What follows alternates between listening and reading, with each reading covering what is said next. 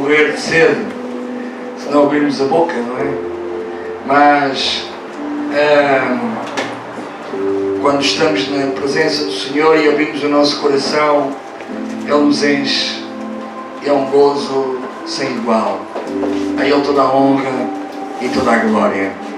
Amados irmãos, eu gostava que os irmãos acompanhassem Êxodo capítulo 17, versículo 1 a 7. Quem não tiver a Bíblia pode acompanhar. Nós temos aqui, amados irmãos, a passagem. Os irmãos podem acompanhar também ali pelo ecrã. Eu estava preparando uma mensagem para trazer hoje, mas não consegui terminá-la. E, amados irmãos, é uma mensagem que talvez das mais ousadas que eu já tentei fazer.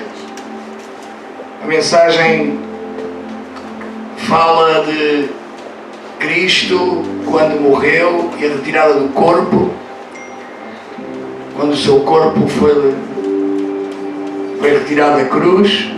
Isto há um cenário físico, não é? Mas o que é que estava a acontecer durante os 3 dias que ele teve morto no corpo? É algo que não é muito pregado, mas eu quero tentar trazer essa mensagem. Quando eu conseguir terminar, eu vou, talvez consiga pregá-la no próximo culto de Santa Ceia. Tem um bocado a ver com o tema. Cristo, um corpo inerte, não é? Habituados a olharem para Jesus sempre com poder e autoridade. Estava ali um corpo inerte.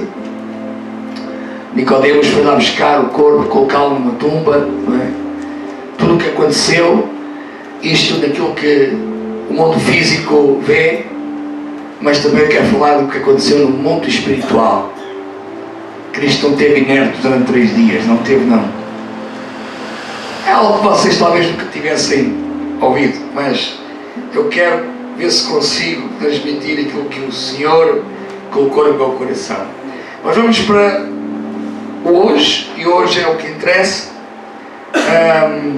e vamos deixar o seu Espírito Santo também nos guiar em nome do Senhor Jesus. Vamos pensar numa palavra, um episódio que aconteceu com Israel no deserto, e tirar lições espirituais para a nossa vida. Assim diz a palavra do Senhor, Êxodo 17, 1 a 7.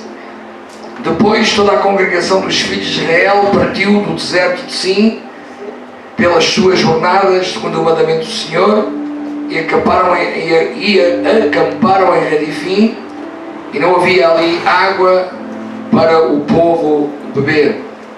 Então contendeu o povo com Moisés e disse: dá-nos para beber. E Moisés disse: porque contendeis comigo, porque tentais ao Senhor. Tendo pois ali o povo sede de água, o povo murmurou contra Moisés e disse: porque nos fizeste subir do Egito para nos matares de sede a nós e aos nossos filhos e ao nosso gado? E clamou Moisés ao Senhor dizendo: que farei a este povo? Daqui a pouco me apedrejarão. Então disse o Senhor a Moisés: passa adiante do povo e toma contigo alguns dos anciãos de Israel, e toma na tua mão a tua vara com que feriste o rio, e vai. Eis que eu estarei ali diante de ti, sobre a rocha em Horeb, e tu ferirás a rocha, e dela sairão águas, e o povo beberá. E Moisés assim o fez, diante dos olhos dos anciãos de Israel. E chamou o nome daquele lugar Massá e Meribá, por causa da contenda dos filhos de Israel, e porque tentaram ao Senhor, dizendo: está o Senhor no meio de nós? Ou não? Alguém tem coragem para tentar ao Senhor nesta tarde, dizendo: está o Senhor no meio de nós ou não? Eu creio que todos já sentimos a presença do Senhor, amém, amados irmãos? Basta abrir o teu coração e o Senhor entrará e vais sentir a sua presença. Se ainda não sentistes, não saias sem sentir a sua presença, porque não há nada mais maravilhoso, aleluia, E nós não queremos tentar ao Senhor, Ele está assim, no nosso meio. Amados irmãos, o povo do Senhor, como vocês sabem, a maioria sabe, teve cerca de 430 anos, sofrendo debaixo do jugo dos egípcios, até que a palavra diz que o Senhor ouviu o gemido do seu povo e decidiu libertá-lo. Deus não tem prazer no sofrimento do seu povo. Deus sofre quando nós sofremos. E a razão do nosso sofrimento, a maioria das vezes, não tem a ver com Deus ou com a caminhada cristã, se bem que há perseguição e nós sofremos por isso. Mas é um sofrimento diferente, é um sofrimento que traz gozo. Os discípulos disseram: obrigado, Senhor, por nos permitistes também sofrer o vitupério de Cristo. Mas a maioria do sofrimento que nós sofremos tem a ver connosco próprios, tem a ver com as nossas escolhas, tem a ver com os nossos comportamentos, e há consequências, e consequência é o sofrimento, e nós sofremos. E o Senhor não fica feliz como que, bem feito, vocês não seguiram a minha palavra, as minhas instruções, por isso estão sofrendo, bem feito. Não, o Senhor sofre. O Senhor sofre. Qual é que é o pai que ao filho diz, bem feito? Que o pai gosta e tem prazer é que o filho esteja confortável, seja feliz. E o Senhor também tem esse sentimento em relação a nós. O seu prazer é em salvar, o seu prazer é em doar, o seu prazer não é subtrair. Não, o seu prazer é em multiplicar, adicionar, doar. Mas, quando nós sofremos, Ele sofre connosco também. E não tem prazer algum nisso. Deus foi de um cuidado para com o seu povo incrivelmente maravilhoso. Ele ouviu o gemido do seu povo e Deus agiu.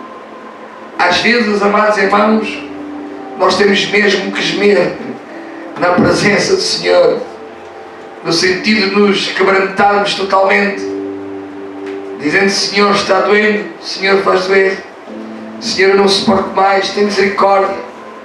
Diz: Senhor, não permites tribulação superior ou maior do que aquela que eu possa suportar, mas eu tenho a sensação que não aguento muito mais. Tem misericórdia, Senhor. Isto é um gemer, isto é um clamar, é um derramar na presença de Deus, e Deus é sensível. Amados irmãos, temos um advogado perante o Pai, um excelente advogado. Temos o Senhor Espírito Santo que intercede por nós com gemidos inexprimíveis. O coração do Senhor é tocado quando nós gememos. E Deus ouviu o clamor do povo, o gemido do povo, e enviou-lhes um líder, um homem chamado Moisés.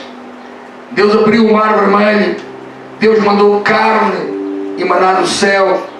Deus colocou uma nuvem de dia para os proteger do sol escaldante e uma coluna de fogo de noite para os aquecer nas noites frias e afugentar os predadores. Deus não permitiu que a roupa e sapatos fossem estragados com o tempo. O Senhor disse ao tempo para não agir na roupa, nos sapatos dos servos do Senhor. Que coisa tremenda! Amados irmãos, as duas situações que vamos analisar este dia aconteceram já depois do povo ver com os seus próprios olhos todos estes milagres e bênçãos de Deus que eu enumerei. Mas mesmo assim, o povo ainda não estava firme no seu propósito de confiar em Deus, e tentou a Deus. Mas afinal, Deus está no nosso meio ou não? Como é possível um Deus que provou e provou e provou e provou o seu amor, o seu poder, a sua misericórdia, ter que ouvir de quem estava ajudando, de quem estava abençoando, dúvidas e incredulidades? Mas Deus está mesmo no nosso meio ou não? É como na nossa vida somos libertos, amados irmãos, de tantas opressões diabólicas, estou espiritualmente falando.